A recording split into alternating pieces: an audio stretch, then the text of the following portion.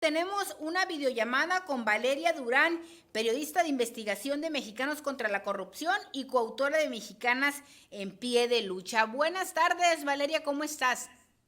Hola, muy buenas tardes. Muchas gracias por la invitación al espacio para hablar de este libro.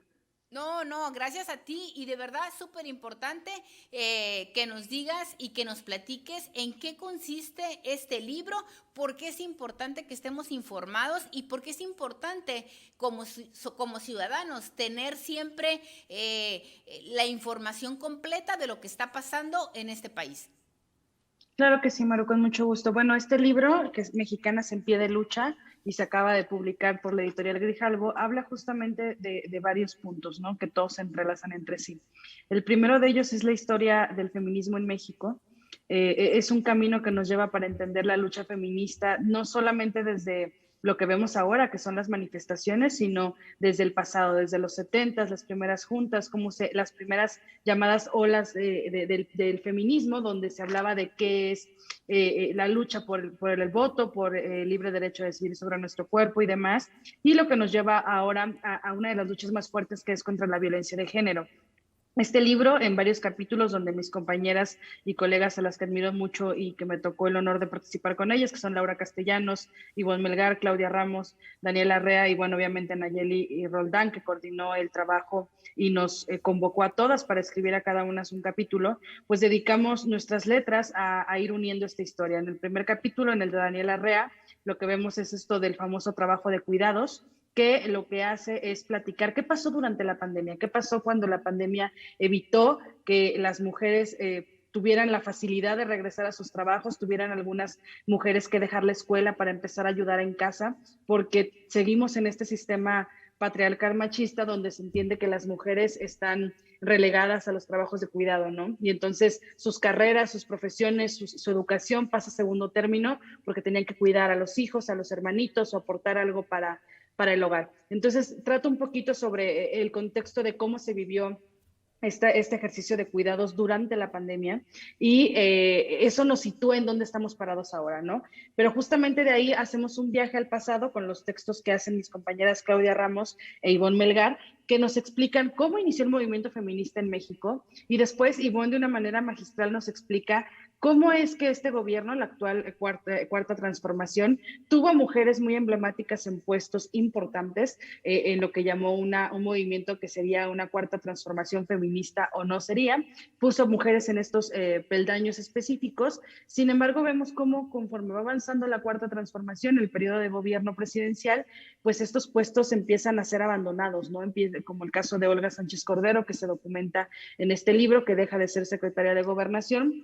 Y así como vamos avanzando, vemos el capítulo de Nayeli Roldán, donde justo nos explica qué ha pasado con el recurso, tanto a nivel estatal como federal, con los recursos que se supone se destinaban para apoyar a las mujeres, las guarderías, el famoso caso de las guarderías que fueron cerradas, todo eso lo hemos documentado hasta llegar a la parte más dolorosa, que es el capítulo sobre la violencia de género y el feminicidio, que es el capítulo que me tocó escribir a mí. Ahí, después de algunas entrevistas con familiares de víctimas, como la señora Lorena y la señora Maricruz, madres de dos chicas que fueron asesinadas de manera extremadamente violenta, una en el Estado de México y otra en el Estado de Chiapas, a través de las historias de sus hijas, cuento qué pasa con la violencia de género en el país, qué pasa con el delito, qué pasa con la autoridad indolente que sigue ayudando a que existe impunidad en el delito de feminicidio. Y bueno, como lo mencionaba al principio, este entretejido de los capítulos nos lleva hasta el final, que habla ya justamente en el capítulo de Laura Castellanos de las manifestaciones. Pero para cuando uno llega a ese capítulo,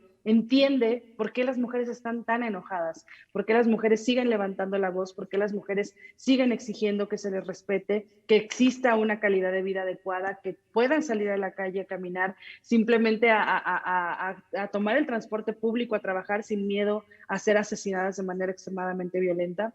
Entonces, este libro lo que trata justo es de abonar un granito de arena a la historia feminista en México y de documentar desde el lado periodístico, porque esto es importante hacer hincapié.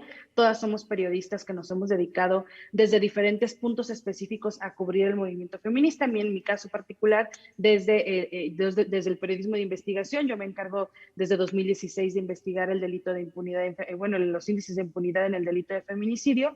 Entonces, cada una aportamos desde nuestras trincheras, desde lo que nos ha tocado cubrir en los últimos 6 años o algunas 30 años, dependiendo de cuál autora hablemos en específico.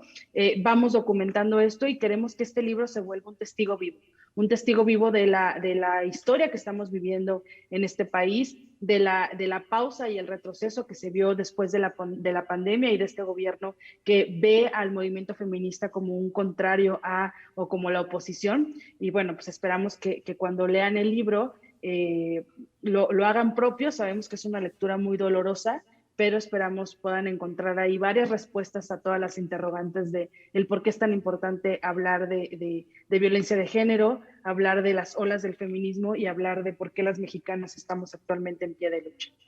Sí, claro, sobre todo, Valeria, ¿por qué de una o de otra forma lo dices tú? ¿Por qué estamos enojadas? Porque es importante que si no es más allá de salir y romper o un monumento o pintar un monumento. Este libro de alguna manera refleja, documenta el dolor que estamos pasando las mujeres en este país y documenta el miedo, ¿no? Porque vivimos con miedo y vivimos...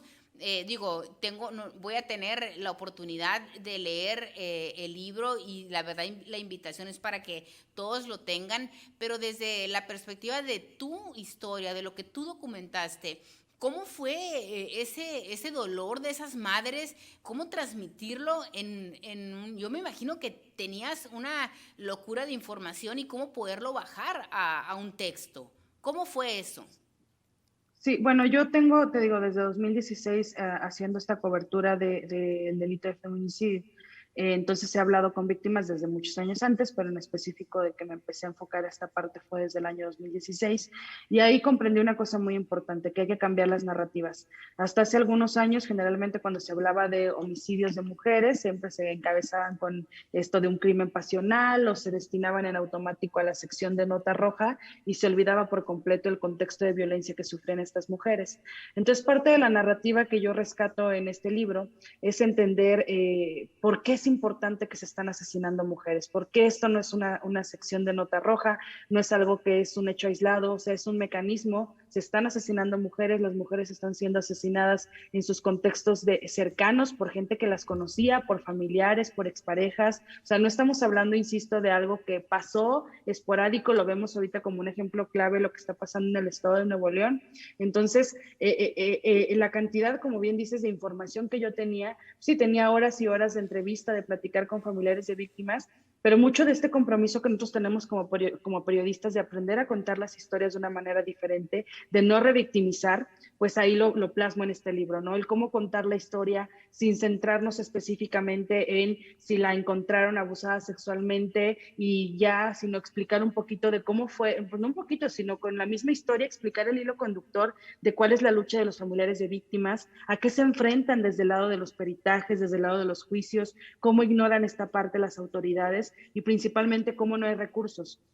Como en México, mientras se hacen estos juicios, mientras se trata de buscar al feminicida, pues la autoridad, lejos de garantizar que no existe impunidad en el delito de feminicidio, pareciera que garantiza que no te van a encerrar si asesinas a una mujer, ¿no? Claro. Entonces, en este libro lo que trato es de reforzar algo en lo que yo he venido trabajando, que es cambiar las narrativas en el contexto de cómo contar historias de feminicidio, entender que son un problema de gran escala y de gran importancia en México y de que una historia es solo el reflejo de muchísimas más que vivimos diariamente, porque hay que recordar que la pandemia nos dejó con un número más elevado de mujeres asesinadas diariamente, pasamos de 10 a 11 mujeres asesinadas al día en México, entonces es muy importante entender ¿por qué tenemos que seguir hablando de esto? Claro que sí, y lo seguiremos hablando, lo seguiremos tocando. Te agradezco, Valeria Durán, por este enlace, y los invito a que reflexionemos sobre el tema. En México nos están matando, y nos están matando por ser mujeres. Entendamos y chequemos este libro, analicemos este libro, reflexionemos sobre este libro, sobre mexicanas en pie de lucha y por qué estamos de pie de lucha, ¿no? Te agradezco la comunicación y seguramente seguiremos coincidiendo y aportando desde nuestra trinchera para que no sigan las muertes y que no siga la impunidad. El gran peligro o el gran problema de este país se llama impunidad. Muchas gracias, Valeria. Gracias a ti, Maru, por el espacio y claro que sí, seguiremos hablando. Un abrazo. Gracias y te agradezco. Y con esto nos vamos a un corte informativo y regresamos, un corte comercial y regresamos y seguimos platicando.